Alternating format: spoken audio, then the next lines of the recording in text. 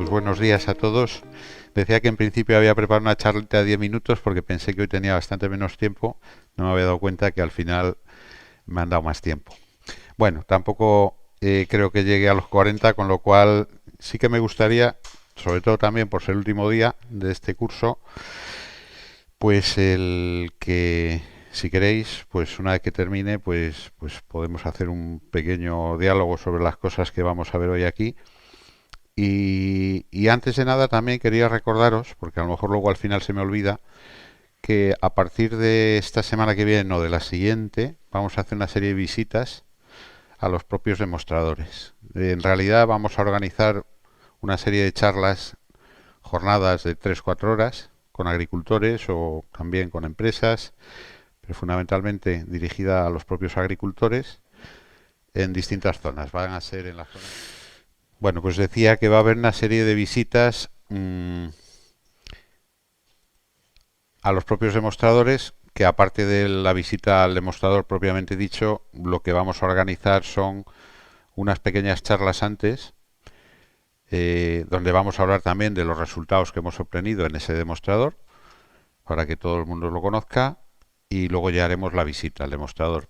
Intentaremos, aparte de la visita al demostrador, que en este caso es un demostrador de eficiencia, que son los demostradores del proyecto EFIREN, visitar también una instalación solar, para que, bueno, la gente que no conozca instalaciones solares pues pueda verlas, incluso hablar con los propios agricultores y conocer su experiencia. Bueno, el tema energético yo comentaba algún día que es un tema que francamente nos preocupa poco ahora mismo desde AINCRA, en el sentido de que es un tema resuelto. Pensamos que es un tema que se va a resolver, no está resuelto ya, está en vías de resolución, pero bueno, esto lleva a buen ritmo, ¿no? De hecho, yo creo que en estos momentos he perdido la cuenta, pero a lo mejor hay del orden de 150 instalaciones montadas en Castilla y León a lo largo de estos años.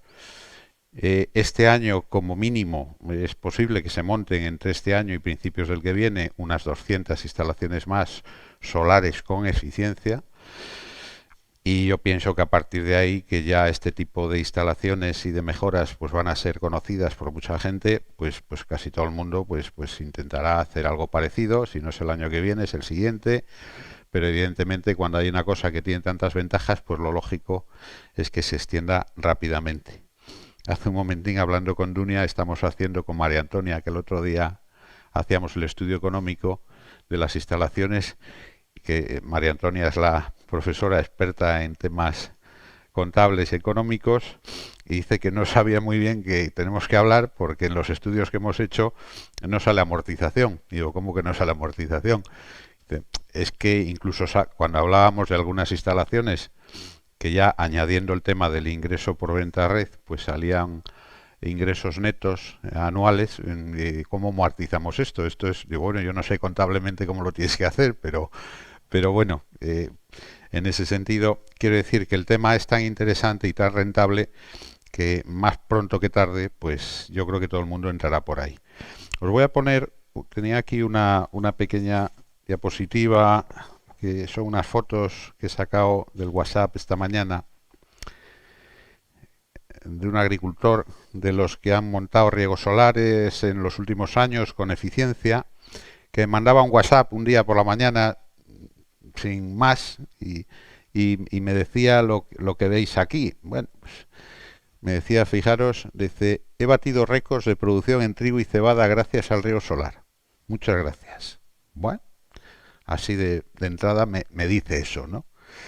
Yo le digo, me alegro y seguro que también en remolacha, porque ya sabemos cada uno por dónde vamos, ¿no? Y le digo, ¿cuál ha sido el récord? Dice, en remolacha, bueno, en remolacha me dice que la conviso son variedades que hay ahora, tolerantes a una serie de herbicidas totales y tal, ¿no? La veo peor, pero dice que no tiene la culpa el agua, ¿no? Dice que es mala tierra, es lastro, se pone como cemento y corre el agua. Bueno, tiene un poco complicado con la remolacha. En trigo 6.500, hemos pasado a 8.100, en cebada de 6.000 a 7.700 y me dice al final esto también ayuda a amortizar. Este agricultor es el que me decía,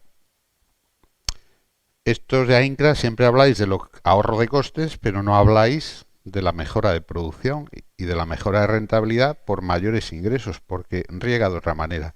Él dentro de su concesión, pues antes se limitaba a veces en los propios cultivos y lo regaba menos de lo que necesitaba y ahora lo riega más y lo riega mejor porque ya tiene un sistema de programación de riegos que es de lo que vamos a hablar un poquito también hoy. Bueno, bueno, yo como lo que me interesaba era la remolacha, pues le seguí preguntando y ya al final me dijo, bueno, la Conviso esta, 118 toneladas, al final cuando sacó la remolacha, y la Bercero, que es una variedad convencional, 140 toneladas por hectárea. Bueno, claro, cuando tú echas las cuentas con 140 toneladas por hectárea o 118, me da igual. ¿eh? Bueno, si ponemos el precio de este año a 70 euros, pues fíjate lo que sale ya, y tus costes energéticos son mínimos, pues bueno, pues este es un ejemplo. Luego este agricultor, fijaros, me dice aquí, yo le he preguntado, esto ya no sigue el WhatsApp, pero lo voy a contar porque siempre es interesante. Le preguntaba, bueno, y el tema abonado, yo quería saber el tema del abonado este año. Como él esperaba sacar mucha cosecha, pues me dijo que echó nada menos que 1000 kilos de 8,15,15 y 645 de nitrógeno el 26. Este es un abonado de los que se hacían la remolacha hace 20 años. Era lo normal. Al final echabas aquí 80, bueno, pues 200 y pico unidades de nitrógeno, más el fósforo, más la potasa. Y a mí me extrañaba este abonado y tal, entonces le pregunté, ¿no? Que yo al final pues le decía, digo, bueno, pues y dice, bueno, yo siempre solía hacer análisis de suelos y me ajustaba bien a las recomendaciones de abonado que me dabais. Pero este año, y yo digo, este año, como no te va a costar dinero regar, vamos a echar abono, que es lo interesante. ¿eh? Quiero decir que a veces uno cuando los costes le aprietan quita, pero tienes que saber de dónde tienes que quitar. Hay sitios donde se puede quitar, como en este caso el abonado que le sobra la mitad y se puede ahorrar la mitad, y sitios de donde no, de la calidad de la semilla, de los tratamientos contra la cercospora, etcétera. Pero bueno, no me voy a extender en ese tema, pero en definitiva yo creo que la impresión que tienen todos los agricultores que han abordado instalaciones y mejoras de este tipo eficientes, pues realmente están viendo un panorama, un modelo muy diferente a lo que conocían hasta ahora y bueno, se abren otras expectativas dentro de la propia explotación. Incluso estamos viendo el caso de fincas, a veces incluso fincas bastante grandes, que realmente tienen una buena concesión de agua y no se están regando apenas por los costes energéticos o a veces también por el trabajo que supone, y de eso hablaremos hoy también, pues porque hay que hacer una automatización y bueno, pues si no tienes la automatización, pues llevar el riego puede ser complicado y si lo tienes que llevar o dejar en manos de terceros, pues a veces también. Entonces, desde el punto de vista de la eficiencia hídrica, que era un poco el objetivo, es un poco el objetivo de hoy, de las charlas que hay hoy, la eficiencia hídrica, como vimos en uno de los días, es la eficiencia basada en utilizar el agua que se necesita, no más ni menos, sino la que se necesita y cuando el cultivo la necesita. Siempre decimos ese dicho de que el agua más barata es la que no se bombea. Luego, si no tengo que regar ahora tanto, pues voy a ahorrármelo, ¿no? O voy a intentar que el agua corra menos por la finca o que se pierda menos por percolación o voy a intentar hacer un uso lo más eficiente del agua, ¿no? El otro día nos han contado un poquito en algunas masas de agua, como puede ser la masa de agua de Medina del Campo y toda esta zona, ¿no?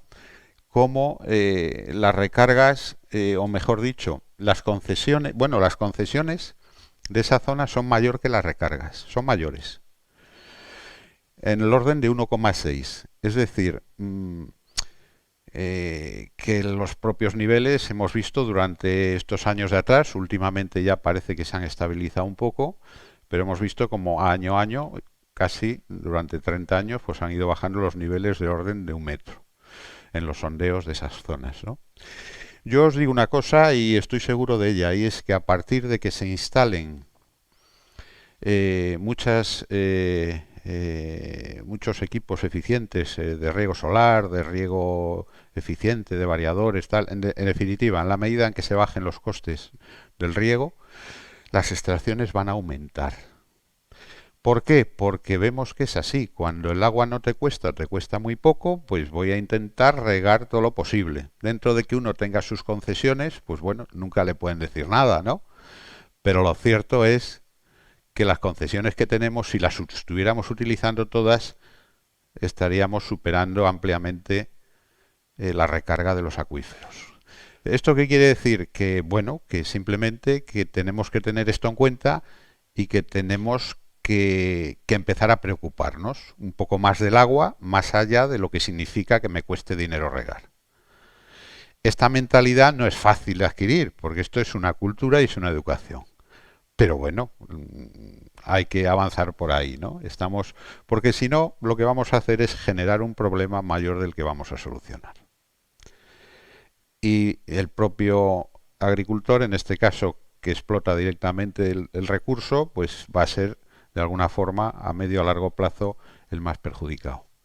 Entonces, yo creo que tenemos que ir creando entre todos esa cultura del agua más allá de lo que significa el palo y la zanahoria. Es decir, que no es cuestión de que esté la Confederación Hidrográfica dando palos, es cuestión de ir generando esa cultura de agua, ¿eh?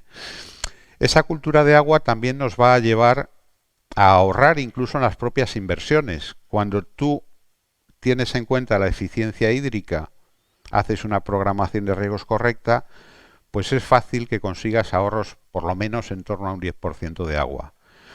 Si tú ahorras un 10% de agua, quiere decir que tienes que bombear un 10% menos de agua, quiere decir que necesitas un 10% menos de potencia fotovoltaica o de potencia convencional, ¿eh? Luego, si vas a montar una instalación que cuesta, yo qué sé, pues 100.000 euros, por decir algo, pues ya te has ahorrado 10.000 para empezar, ¿eh? Si vamos a montar 1.000, pues estamos hablando de 10 millones de euros.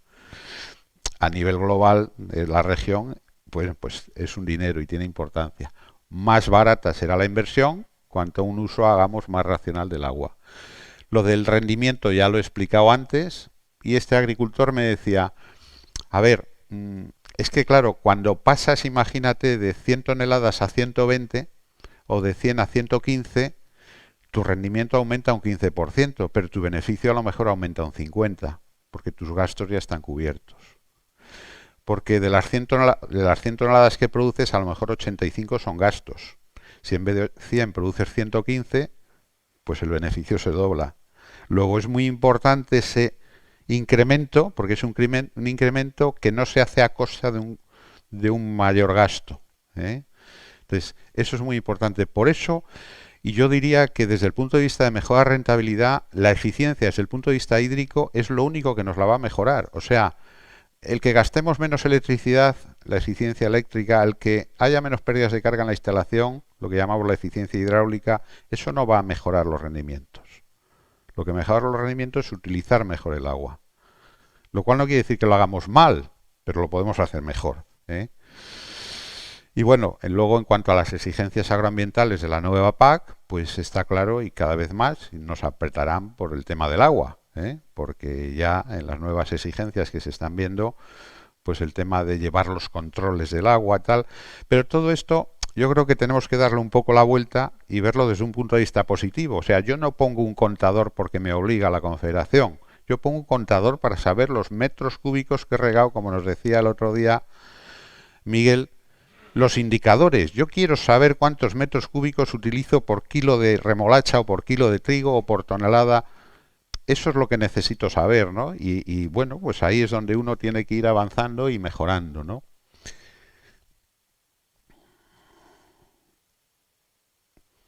Bueno, las soluciones que puede haber digamos, a la escasez de agua o a la necesidad de limitar de alguna manera o mejorar la eficiencia del agua y demás, pues ya nos han explicado estos días que son fundamentalmente de dos tipos. A nivel de la administración, pues se plantean por un lado restricciones. Quiero hacer un pozo, no puede usted. ¿Y por qué? Pues porque el acuífero está cerrado. Bueno, pues esa no sería la peor. La peor sería que te dijeran a partir del año que viene las concesiones un 30% menos. Eso ya ha ocurrido en La Mancha Oriental, perdón, Occidental, la zona de Ciudad Real. Las concesiones bajaron a la mitad, no hace mucho. hace unos años, masa de agua en mal estado, concesiones bajan a la mitad. Claro, eso es un problema, porque si en vez de 6.000 metros cúbicos por hectárea dispones de 3.000, el ejemplo contrario lo tenéis en el documento, en el libro ese que hemos entregado. Ahí aparece un artículo, una visita que hicimos a la Junta de Comunidades de Regantes de la Mancha Oriental, la zona que da a Albacete hacia Valencia. Ahí se constituyeron las comunidades de regantes, las CUAs, que nos hablaba el otro día Ángel Santos. Y bueno, ahí llevan un sistema de autocontrol y son ellos mismos los que se controlan. Incluso no utilizan ni contadores. No utilizan ni contadores porque hacen un control a través de la teledetección y ellos mismos dentro de la comunidad de regantes, digamos, hacen organizan, gestionan, incluso la propia comunidad de regantes es su propia policía, en el sentido de que es la que controla que no haya nadie que se salga de lo que realmente tiene permitido, ¿no? Entonces la administración, las soluciones que nos va a aportar son de este tipo. O no puede usted hacer el pozo, o le voy a restringir la concesión, o vamos a hacer las CUAs y a ver si así nos organizamos todos y esto funciona mejor. Desde un punto de vista de cultura del agua, pues por un lado, los fabricantes cuando diseñen las instalaciones de riego y los instaladores tienen que tener en cuenta todo esto. Cuando el otro día hablábamos de equipos de riego de baja presión, bueno, una de las ventajas que tiene, y tenemos que tener en cuenta que, por ejemplo, en el riego solar, la única desventaja que tiene respecto a lo que no es solar es que de alguna manera tenemos que regar de día. Cuando riegas de día, todos sabemos que hay una mayor pérdida de agua por evaporación. Esa es una cosa en contra, probablemente la única. Los emisores de baja presión, aparte de consumir menos energía, hacen una gota más gruesa, y esa gota más gruesa o más intermedia, que cuando ve regar el pivo dice, parece que no está regando, no se ve la típica nube que se ve cuando muchas veces hay aire, ¿no? Es una gota que no es tan sensible a la deriva del viento, y es una gota que se pierde menos agua. A lo mejor si en una gota fina pierdes un 10%, pues a lo mejor ahí pierdes un 2%, por decir algo. Y si además hay un sistema de mangueras que te acerca el agua al suelo, bueno, quiero decir, ese tipo de cosas mejoran desde el inicio, y si no lo haces, pues ya sufres eso durante los años que tenga el pivo, durante los años que te dure, ¿no? Entonces, en el tema de diseño, eso por un lado, y luego, a ver, siempre cuando se diseña un pivo, pues hay que tener en cuenta pues muchas cosas, ¿no? Pero también el agua, el caudal que vas a utilizar, teniendo en cuenta la capacidad de infiltración del agua en el suelo, porque no es, si al final tenemos una pluviometría muy alta y tenemos laderas, pues el agua se va a perder. Entonces, de alguna forma, bueno, lo que es el diseño, pues tiene mucho que ver, ¿no? Y luego el mantenimiento, todo tipo de mantenimiento que evite fugas, que evite pérdidas, en las coberturas, en las gomas, yo qué sé, en los propios pivos, pues todo ese tipo de pérdidas, ese mantenimiento y esa cultura del mantenimiento, pues que a lo mejor hay que desarrollarla un poco más. Y luego soluciones técnicas hay muchas,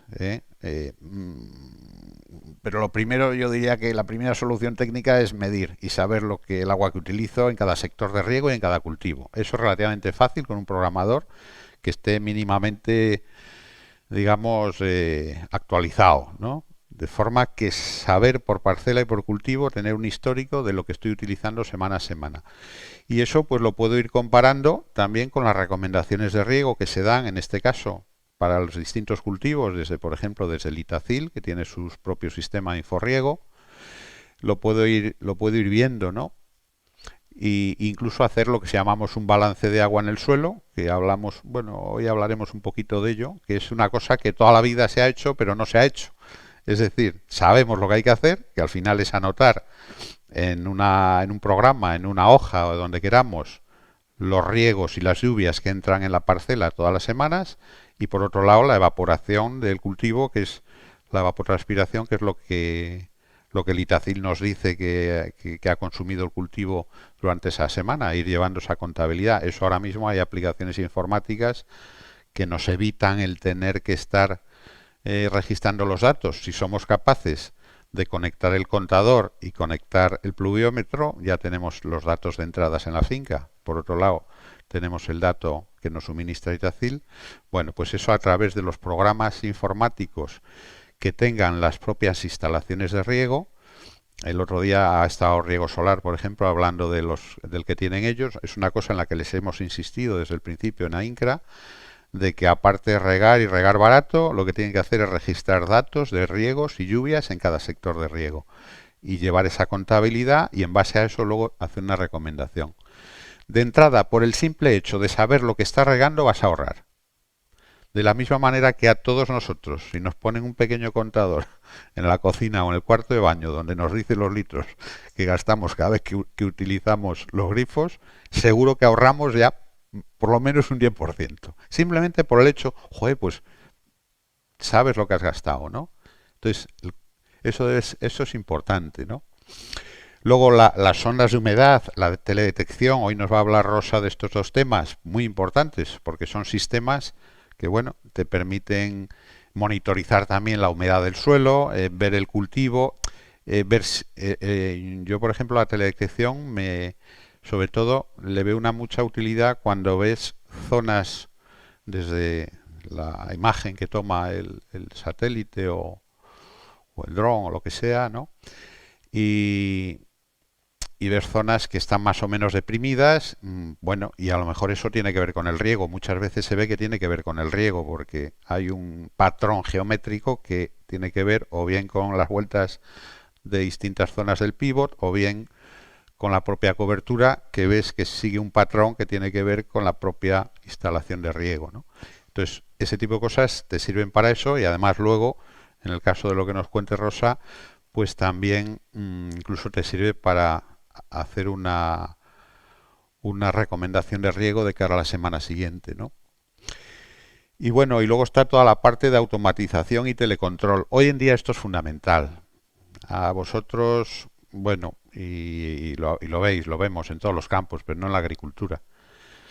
La gente no quiere, a ver, en épocas de riego, pues vas por la noche por ahí por el campo y va la gente, pues a abrir válvulas un sitio a otro, con tal, no sé. Claro, eso al final, hoy en día, el personal no quiere este tipo de ocupaciones, trabajar cuando los demás descansan, ¿no? Por las noches, los fines de semana, que es la energía barata, ¿eh? Entonces, esto hay que automatizarlo y esto tiene que funcionar. Y el otro día me mandaron una noticia y digo, pues en agricultura yo creo que es lo mismo, ¿no? Y la noticia que mandaban era esta, ¿no?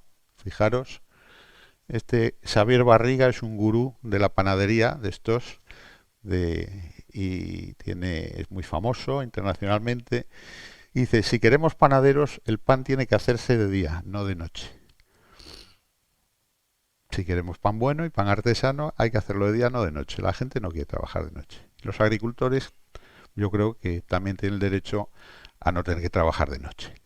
Entonces, o los fines de semana o de vacaciones, ¿vale? Pero hoy en día la tecnología te lo permite.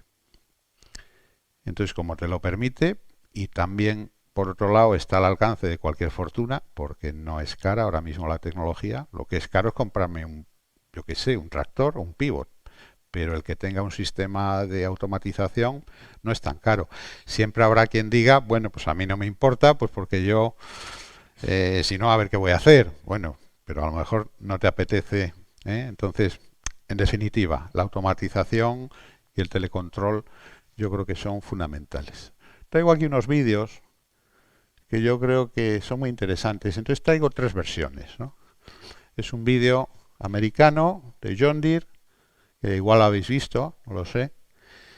Y bueno, pues explica pues ahora pues esto, la agricultura del futuro, ¿no?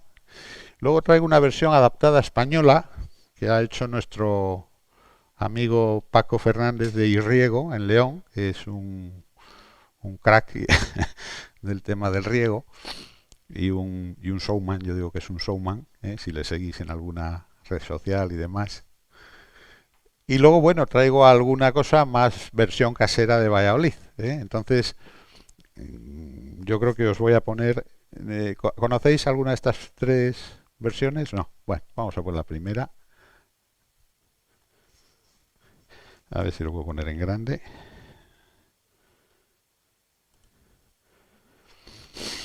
Ya, no se ve ahí. No sé por qué.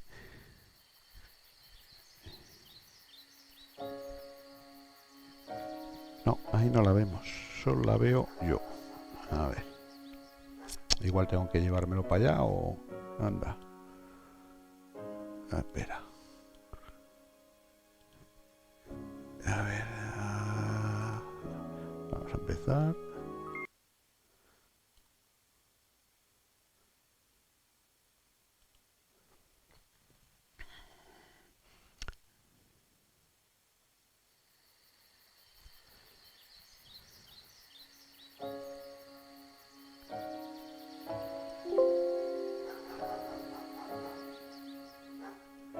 Casi no se oye.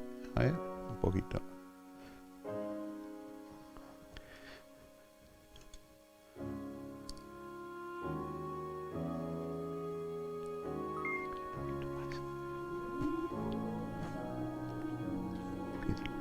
Bueno, déjale si no, ya.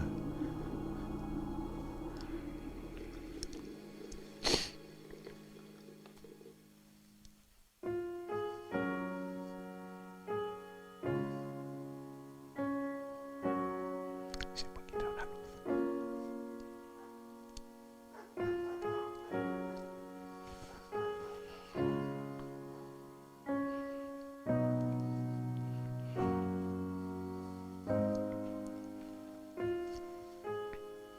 Good morning, Terry.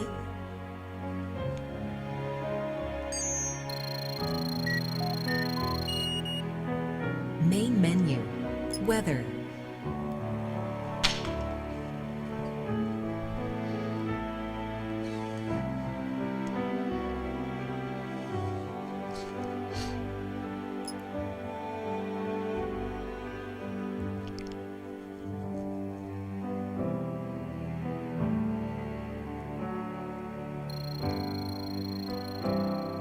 Welcome to John Deere Farm Site. Field order. Please prioritize.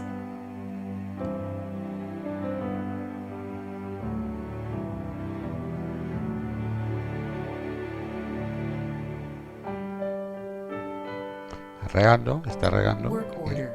Confirmed. Alert. Irrigation.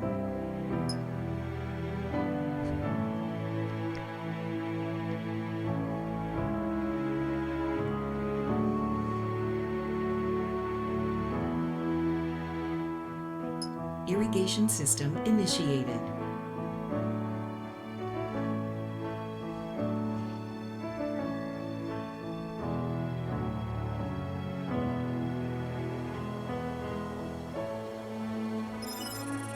Incoming call.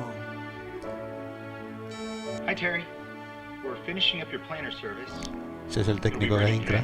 Thanks, Sean. I really appreciate it. You got it. Message from Crop Advisor.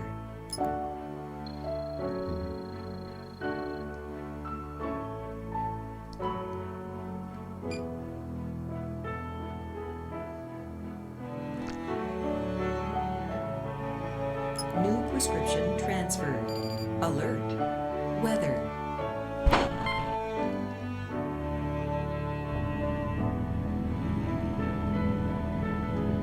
Alert.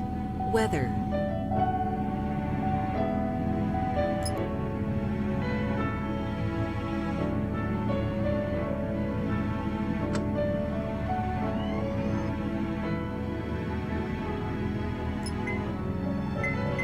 Changing seed population.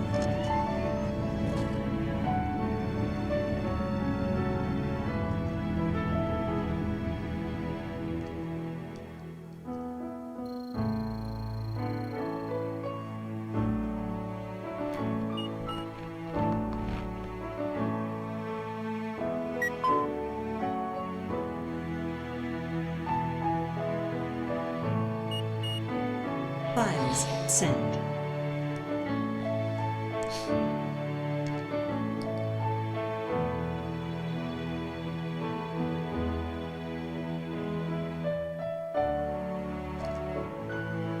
Alert. Rope Crop Tractor 14 has stopped. Message, Dealer Technician ETA, 32 minutes.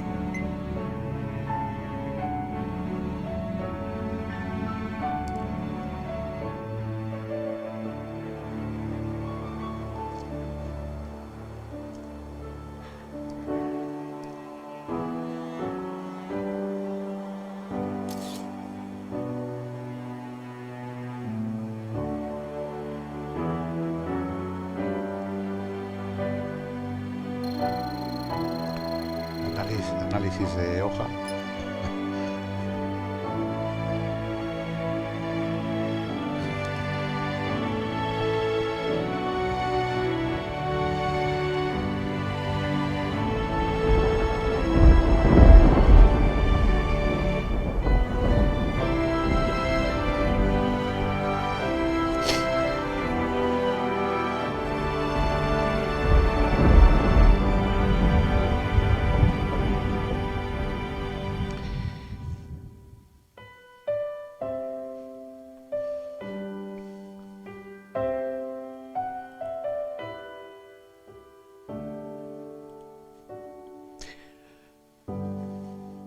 Vamos a ver cómo hacemos para que no enganche con otro. A ver.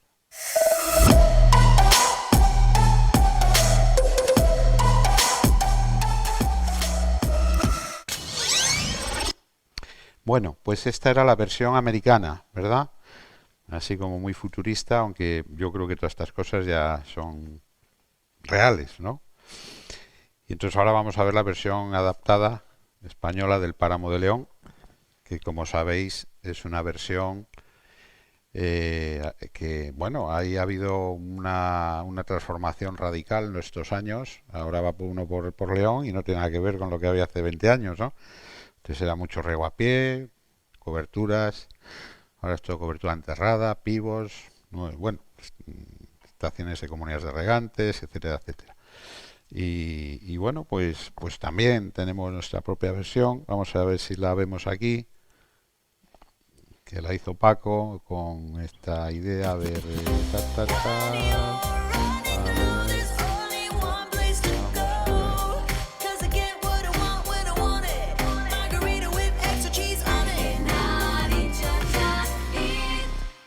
bueno,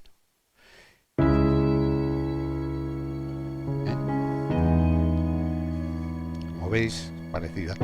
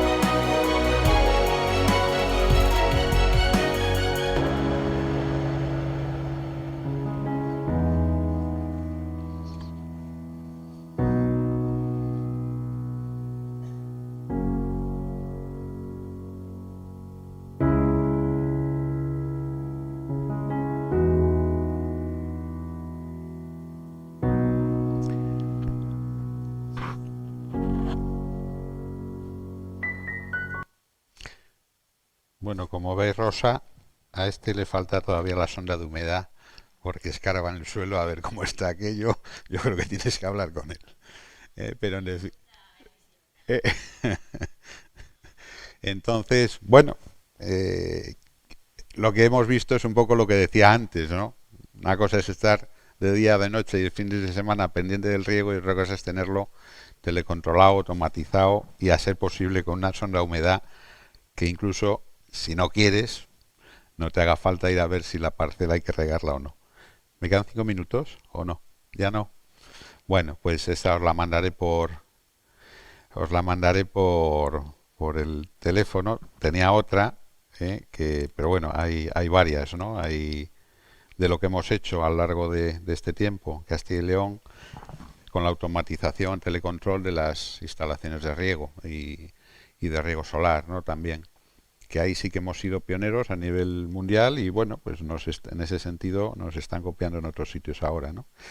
Así que nada, yo simplemente el curso este se acaba hoy, vamos a intentar, imagino Dunia que esté toda la documentación colgada y bueno, esta ha sido una primera edición,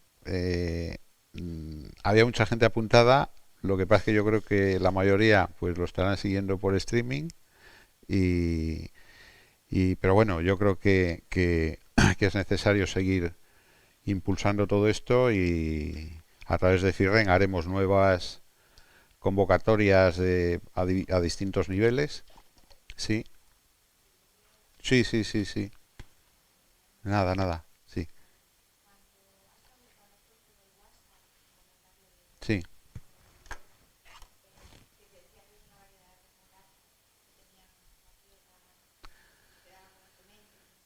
Sí, no, pero no era por la variedad, era en la remolacha en general. Se le quedaba la tierra lastra y tal. Sí, sí, sí, se quedaba lastra.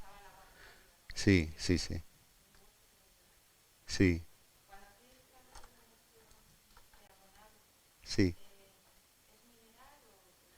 Bueno, en este caso es mineral, porque el abono orgánico es muy bueno, pero normalmente para grandes extensiones pues no hay disponibilidad de abonos orgánicos, ¿eh? Eh,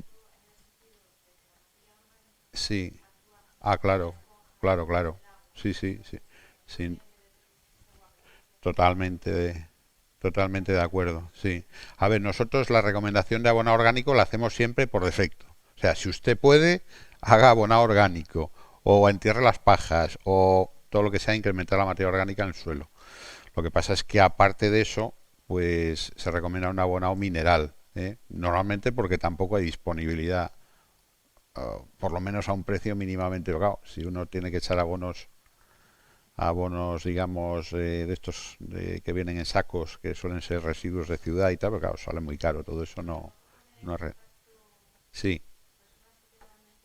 sí, sí, sí, sí, sí. Sí, eso en todas las zonas donde hay proximidad, el problema con el estiércol y todo esto es cuando tienes que transportarlo grandes distancias. Entonces ya es muy caro, pero sí, claro, evidentemente.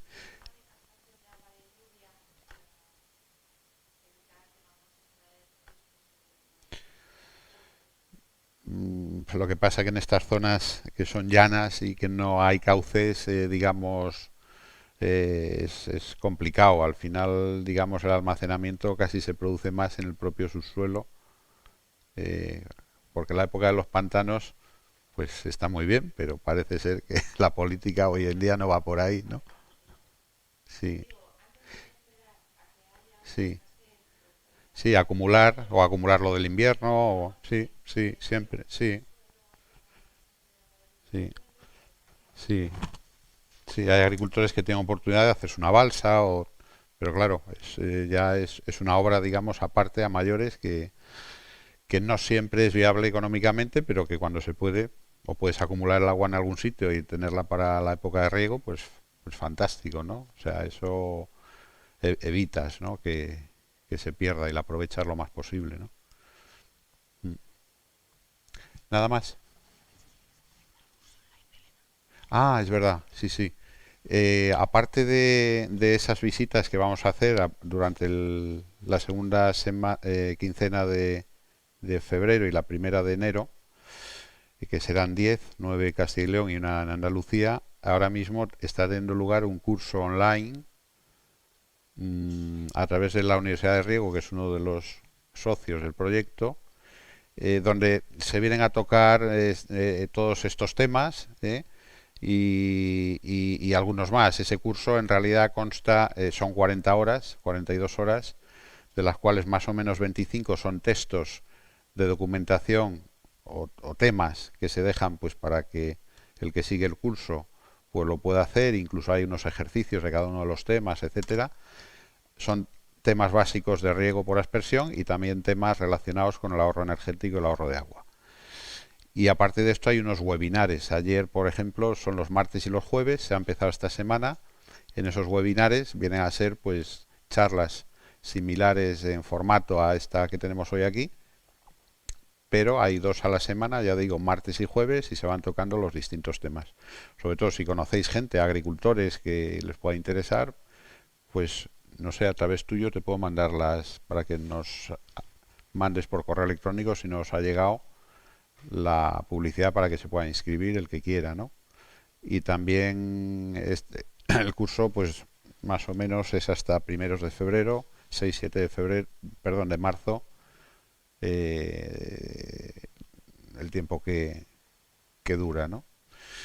Y bueno, aparte de eso, pues cuando empiece la temporada de riegos, pues organizaremos otras cosas porque lo interesante es ir al campo, ver las cosas cómo funcionan y la gente cuando ve las cosas, pues es cuando se convence mejor, ¿no? Nada más, no sé si hay alguna cosilla más.